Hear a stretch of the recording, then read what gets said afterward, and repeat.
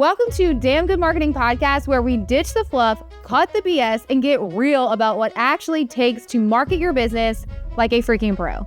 I'm your host, Shelby Claymall, Louisiana native, two-time boy mom, and the founder of Shelby Claymall Marketing, a social media agency built for small-town entrepreneurs with big-ass dreams. I left corporate where I was underpaid and underestimated, built a multi-six-figure business from the ground up, launched a sold-out marketing event, and created this podcast to give you the truth behind growing a brand online without losing your mind or your values. This is for the ones who are tired of spinning their wheels, ready to show the hell up, and finally market with confidence, clarity, and consistency. So if you're ready to grow, get bold, and to build a brand that actually turns heads and opens doors, let's do the damn thing.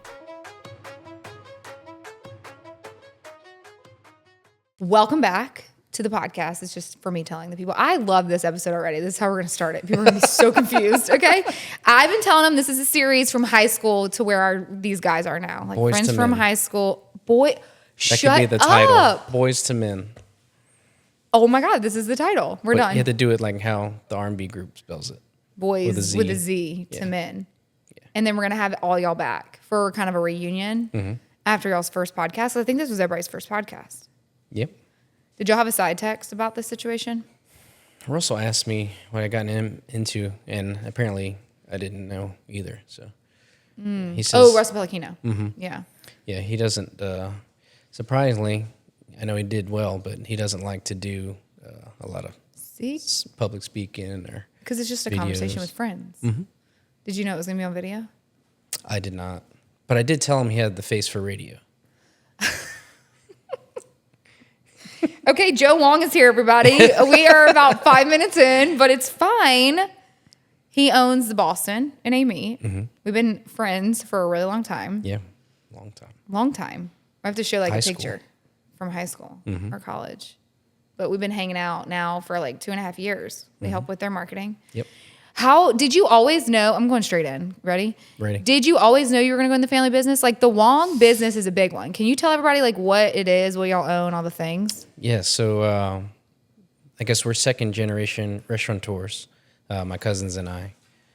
My dad and his brothers, they started Trey in the 70s, which was just a small 30-seater Chinese restaurant in Hammond, which then grew to 2 locations. And then, of course, they built bigger restaurants.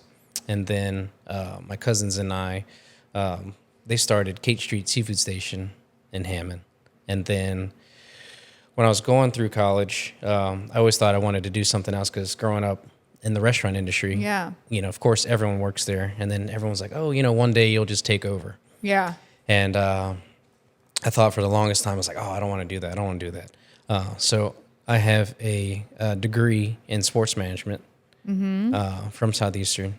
And some of it is applicable to what I do now, but I got a really good opportunity. We were going to open a second location in a meet, and my cousins asked me if I wanted to be a part of it, and I said yes. So I guess it's just in the blood. How long has the Boston been open? 13 years. 13. God, you're 13 old. years. Yes. Were you still in college when you opened it? I had just graduated.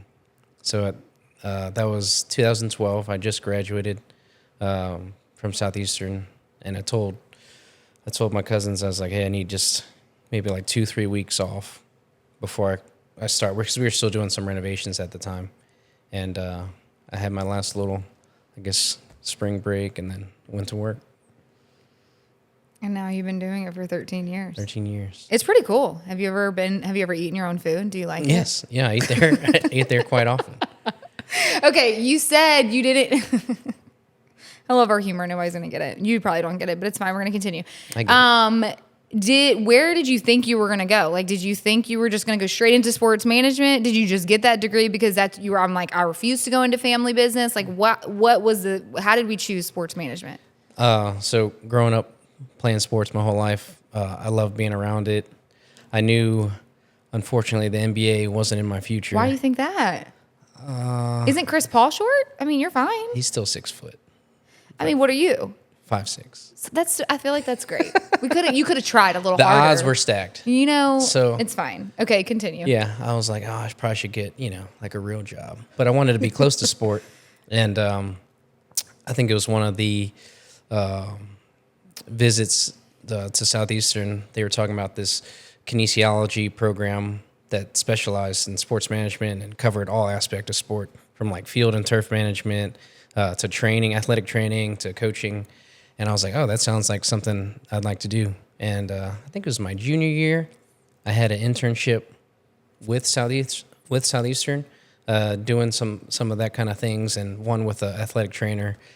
And I was like, oh man, I don't know if I can see myself, waking up every day and doing this, because I thought about the coaching route too, high school, something like that.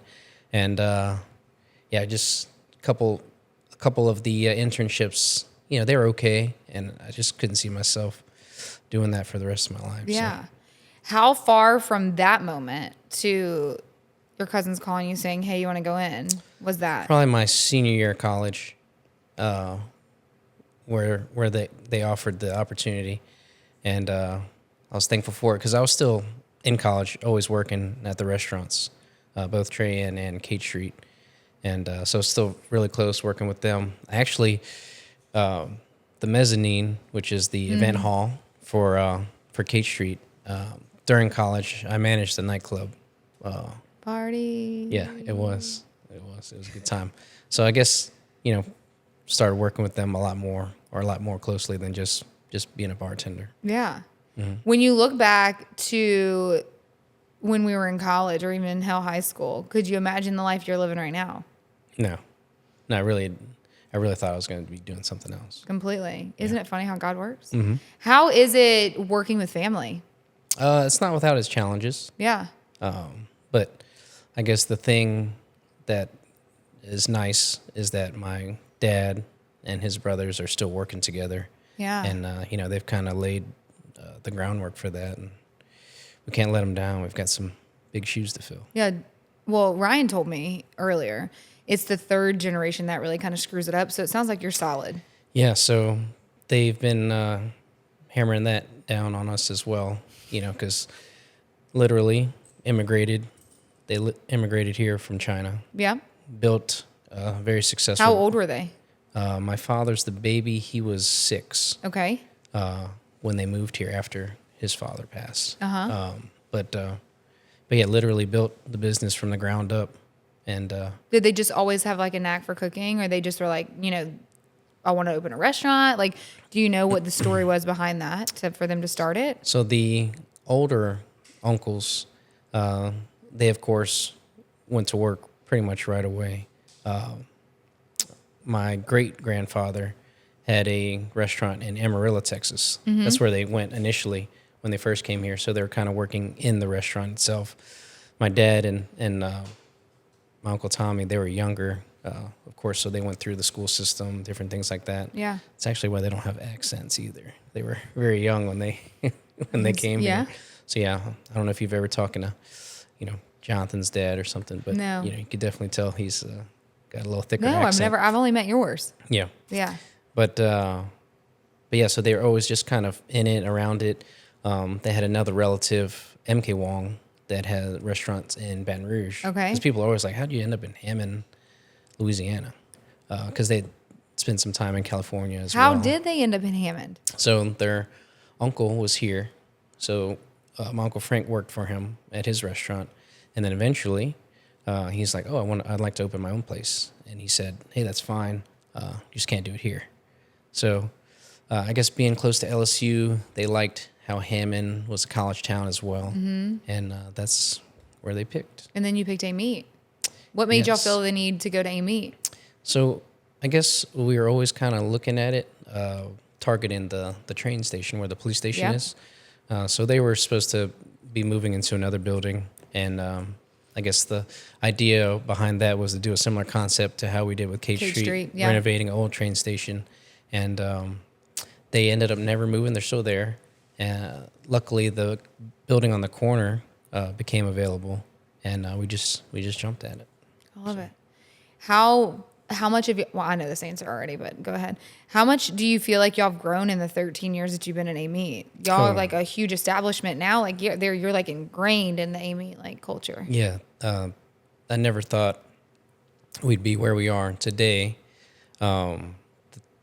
the town, the community has been so great in welcoming us, and just seeing these past 13 years how much the city itself has grown. Has been great because, before we opened up, Mike's Catfish is still a staple, La Coretta, and we had Murphy's Seafood, and really those were like the bigger like sit down restaurants. Was it Petito's that used to be there? Because when we were there, was it Petito's that used to be on that corner across from now where St. Helena is? No, those guys Oyster Bar. They had Guys Oyster Bar. Yeah, when like we were little. Because when we were there, when Mom and Dad's store was there, the main restaurants were Mike's. Really is all we went to that much because La Coretta wasn't there yet. So I'm just saying, like, y'all, like, well, first off, Amy's grown tremendously since I was there because we left when I was going into 5th grade, I think. Okay. And so when I come back, I'm like, wow, it's grown so much. I mean, y'all have good established restaurants now, and y'all are every time, quite literally, every time I'm not coming there to shoot content, we come there to try to eat. Like or if I pass it, there's like a line outside waiting to go sit and eat. We're working on that. We've renovated a building next door for a new dining room or a private event space, and it's very nice. Hopefully, we can use that for additional seating. Because actually, Kelsey had texted me last week. She wants to have her baby shower Saturday. There. Is it acceptable to have a 4th baby shower? I'm kidding. No, it was actually just for dinner. I think it was something for work, and I was like, she didn't invite me. I thought it was just her. I thought it was just her and her family, but she says about 8 to 10 people. Unfortunately, she was going to surprise me. Available times didn't work out for her, but sorry, Kelsey. Sorry, Kelsey. Thanks for the invite. I'll act surprised when you call me about it. Yeah. No, it's just so cool to watch, and to have these conversations with all of us that have from high school to now, and like where we are. Like I definitely didn't see this life that I'm living right now, but I mean, I think it's really cool. So like just having the conversations with people that saying, oh, I didn't expect. Well, Ryan Downing expected to where he was going. Apparently, Russell threw me for a freaking loop with being a what was he, a juvenile corrections officer. Yes, and I was like, huh, what? And now he's like living his dream. And like you're in your family business that you didn't expect to be in, and now I'm like, holy crap! Just us doing the marketing with y'all for I think it's been like I don't even know, is it almost 3 years maybe? Coming up on 3 years. Y'all have grown tremendously, and it's amazing and admirable for you guys. Yeah, no, it's been great. I think back then to see where you've gone with the business changed a lot. It's wild. You've been through a lot with me. Thanks for hanging out. Anyway, what is one thing that you've learned, I guess, over the last 13 years in business, like that just kind of is like, you know what, I just have to run with it. I mean, I know there's so many things that you could probably say, but what's one thing that sticks out to you that you've learned that? Well, you definitely have to have thick skin and just kind of roll with the punches, Especially in the restaurant industry. Yes. One thing that has taken me a while to learn, you can't control everything, and you have to accept that. But once you can accept that, then you're free. Yeah. Yeah. And because, you are dealing with like the public. Mm-hmm. Yes. And building a business in a family setting. So I'm assuming like there's even more challenges, but I think it's so cool that y'all are building a legacy. I mean, like y'all are the Wong family. Everybody knows like who that is and like what y'all are building. And I think it's just so cool to watch like it just like transform into the second generation. So you're about to have a baby. Yes. We don't know what the little nugget is yet. We'll find out in what. I'd be surprised. Honestly, when this goes out, you might be like fresh because it'll be like 3 weeks, maybe a month. So like, yes, your baby will be here. Want to know what's really happening in our city? Inside New Orleans Magazine is your exclusive look into the people, places, and culture that make this city iconic. This bi-monthly print and digital magazine brings you stories that celebrate local art, style, cuisine, and community. New Orleans Elevated. It's not just a read, it's a lifestyle. So grab your copy or subscribe to InsideNewOrleansMagazine.com and experience the city from the inside out. Yep. What is something that you hope he or she will learn from you as they grow up and see their dad as an entrepreneur and in the restaurant industry, or just as an entrepreneur? Just a work ethic. I hope they see, nothing's given to you. Everything's earned. So hopefully they can take that away. I think they will. What is one of the biggest challenges that you've had to face by being an entrepreneur? Patience, For sure. Yes. Patience is key. What do you do? Have you ever not had patience? Yes. And it's backfired in your face. Maybe not backfired, but you were yeah. like, you look back and you're like, oh, should have probably had a little bit more patience. Yeah, they remind me every now and then, but They, as in your family, your employees, who? Yeah, the employees. Jesus? The employees. The employees. It was Valentine's Day, and we were in the weeds. That's just restaurant term for we were getting our butts kicked. Yeah. And I couldn't do anything. I was trying to help. Nothing was working. We were just drowning, and I may have punched a rice cooker. Yeah, I was like, I probably shouldn't have did that. But did it feel good, though, after you were done? It did feel good. And it was aluminum, so it wasn't. Did you regret it after? Or were you just like, that was actually what I needed, and let's move on? Yeah. No, when they keep bringing it up, I guess I was like, oh, that's probably left an impression. Maybe I shouldn't have. Maybe they feel like did that. What if they punched a rice cooker? I probably would have. I wouldn't have liked that. But It you're the still owner, worked. so technically, whatever. It still worked. I mean, being in like the entrepreneur setting, like it's just expect the unexpected is probably the best term that you could ever get used to, because you never know how things are going to unfold. Like you can plan for so much, and then like. Yes. Every day definitely has its challenges and opportunities. We've had plenty of people throughout the years, my parents included, they're like, oh yeah, I love cooking, or like, oh, I love restaurants. Like I want to open a restaurant one day. And I was like, hey, that's great. Maybe don't. Just come shadow me first. See how it is. And then make the decision. And then Maybe don't. Wait.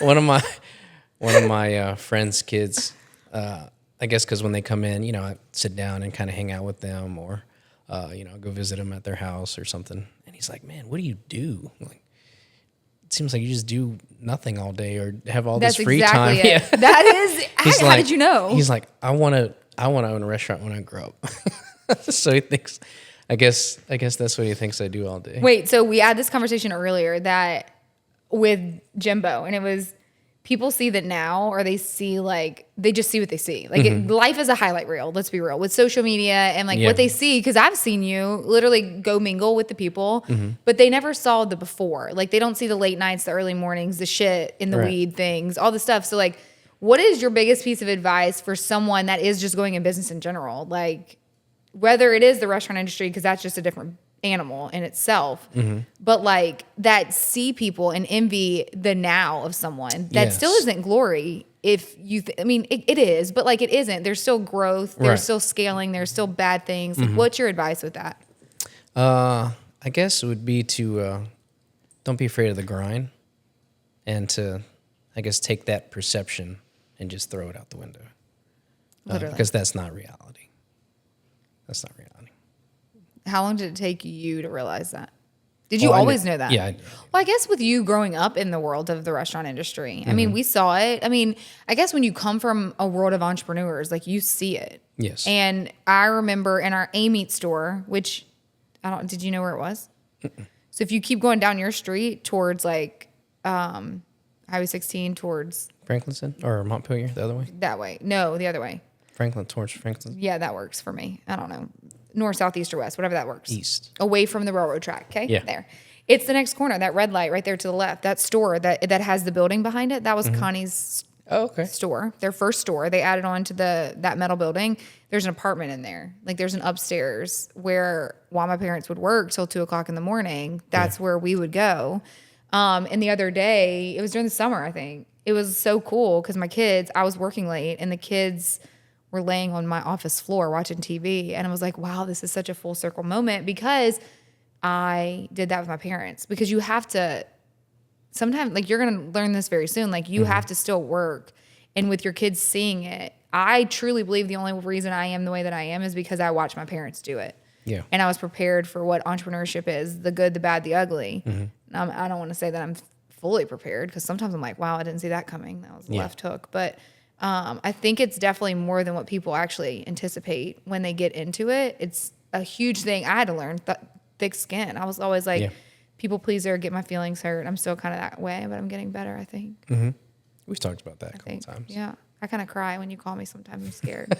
Like, does he hate me? I'm kidding. I don't actually anymore. But I think entrepreneurship in general is just something that you can't prepare for. And I was talking about it with Ryan is, what do you think about the term, like you have to be comfortable getting uncomfortable? Because I feel like that's like an everyday thing. Yeah, you really do. And you just have to face it.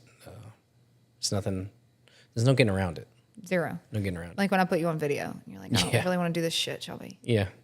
I guess that was my only practice for this, was when you make me do videos. Guys, literally this morning on the way here, when I was texting you at like 7 a.m. because I didn't know the road was closed. Actually, I did at 9 o'clock. So I was like, let me text him at 7 versus 9. But when Russell was like, is it video?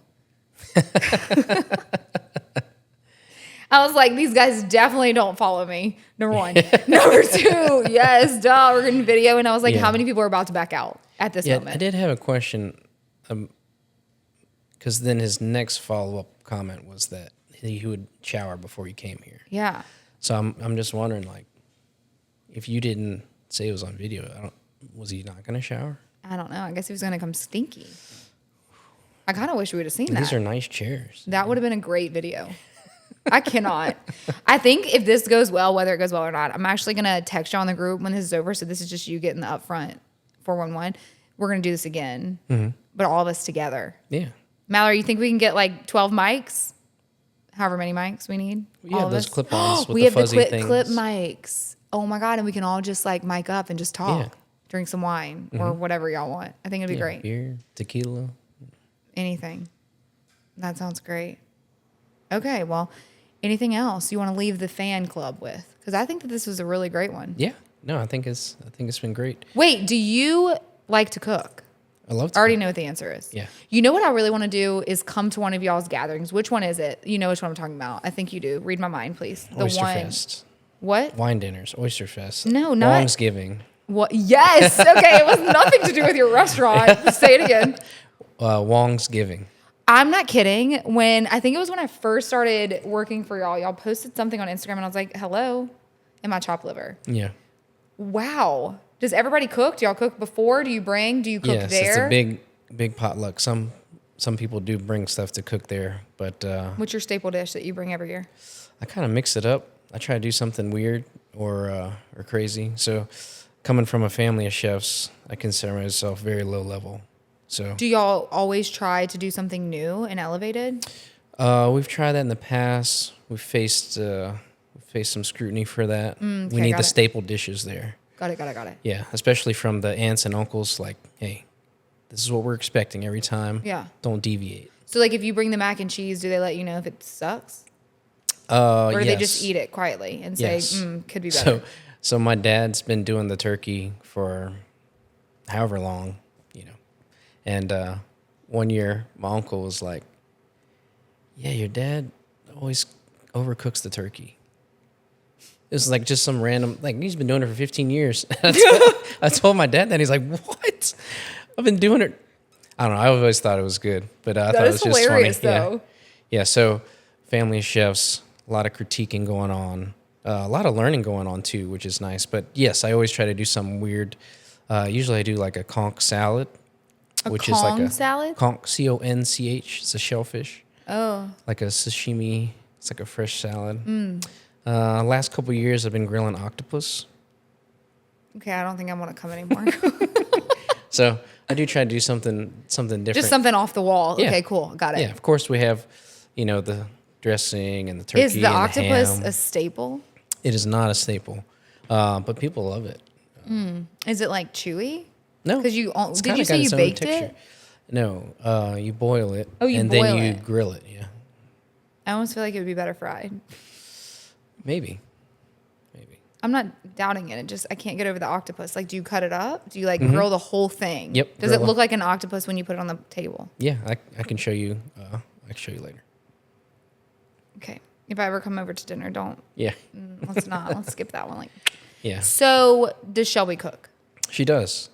Do you critique her, or do you just like, babe, this is good? I try not to, and I'll just eat it. Or you add, like John just adds seasoning or some hot sauce. Yeah, I'm like, oh, hey, let me help you with that. Does she ever say no? No, sometimes she's just like, oh, just do it. But she does cook a lot. And we were doing the HelloFresh thing for a little bit there. So I think that was helpful.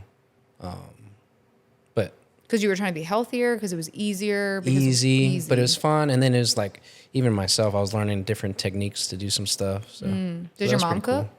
She does. Does your dad just do it? So dad, he's still working full time. So she's kind of by herself. Does he work full time at Trey Ann? Mm-hmm.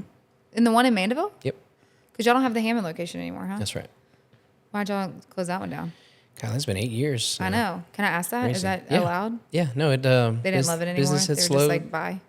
No, so dad, like I said before, dad's the baby.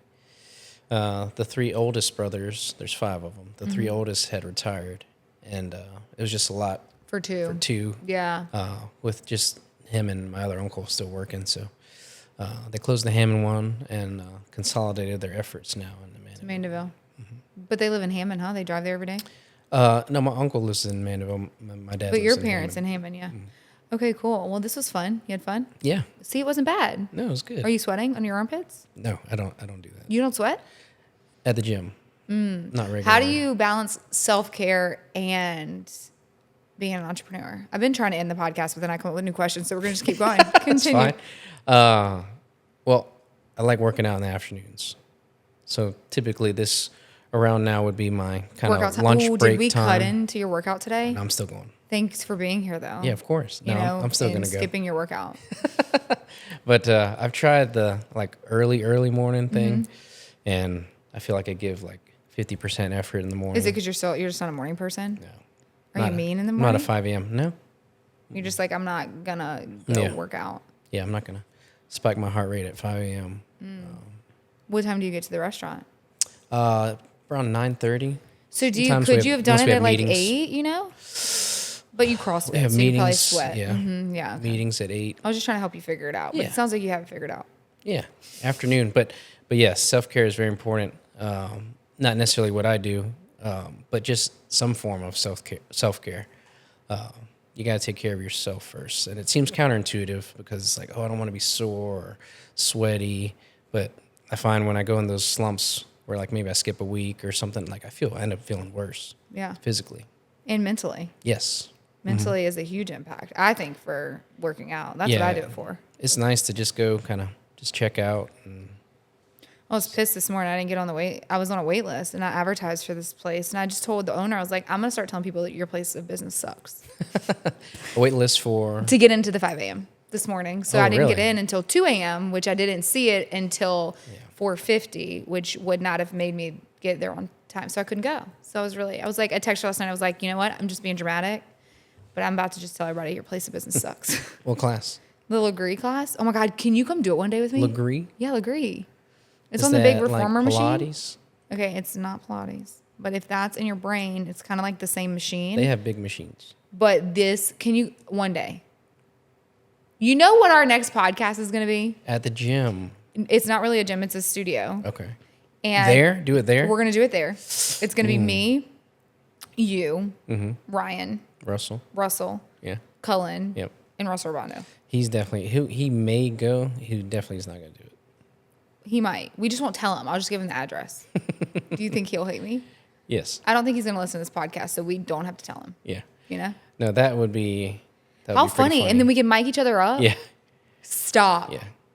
See, I used to go to bar with my wife, and Hard as shit, isn't it? that's tough. Yeah. That's tough. It's definitely different than slinging weights. Yeah, Like, I'd rather sling weights. This is you stand on a machine, the springs, like you load up your springs. It can either be super light and it's very slow, and it's very high intensity, low impact. So it's A lot of helpful core for stuff. well, my whole body. Like you'll stand on it, and you'll lunge. But you're not describing Pilates right now. I'm not. No, I'm on a machine. Right. Are you being a smartass? I feel like I'm picturing what you're saying, and I thought it's called Pilates. So some of it. Okay. Yes and no. Legree is harder, way harder, and it's a different workout. I don't know the terminology to tell you the difference of the workout, but Is it I've done French? Pilates. And Pilates is like not as hard. Sorry, Pilates girls. Ooh, that might sting a little, but it's fine. Is Legree, is that French or something? I'll send you like Wikipedia's description. You don't have to. All right. Well, it was fun having you. Tell everybody where they can eat. You don't have to look at the camera, or you can look directly at that camera. This one? Yeah, that one. Or this one. come to A Meat, see us at the Boston, or if you're in Hammond, come to Cate Street Seafood Station. Get the Shelby roll. Actually, they don't have one of those, but maybe they should. Maybe I'll say that it's named after me, but it can really be named after your wife. Yeah. I'll tell people that it was me, but really it's your Shelby. Yeah, I don't know how well that would go over if I named a roll after you before her. So Well, I think we'll just let it be her. it'd be at the same time. Yeah. Well, if it was before you met her, then it would be my role. But I'll give it to her. Yeah. Okay, cool. Well, good luck. You're about to have a freaking baby. Yep. But the time this comes out, you have a baby, so congratulations. Okay, Thank you. right now, 1, 2, 3. We're gonna say 1, 2, 3, and you're gonna say what it's gonna be. We're gonna say it together. Ready? Okay. 1, 2, 3. Girl. Boy. Do you think it's a girl? I do. Do y'all have names? We do. Ooh, can you tell us? Yeah. Oh wait. Oh, it's public. Yeah. Oh, I thought you were about to tell me a secret. Okay, go. Emma Lou for a girl. Shut up. How cute. Yeah. Her grandma was Mary Lou, and they always used to call her Shelby Lou. But Emma's her middle name. But yeah, Emma Lou for a girl, and then Joseph Miles for a boy.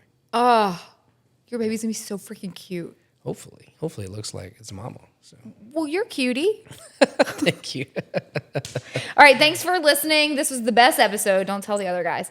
If you want to eat sushi or any type of food, just go to the Boston because you need to support them and because There it you makes me look better. And yeah, like, comment, share, leave us a review. And until next time, thanks for being here. Let's freaking get it.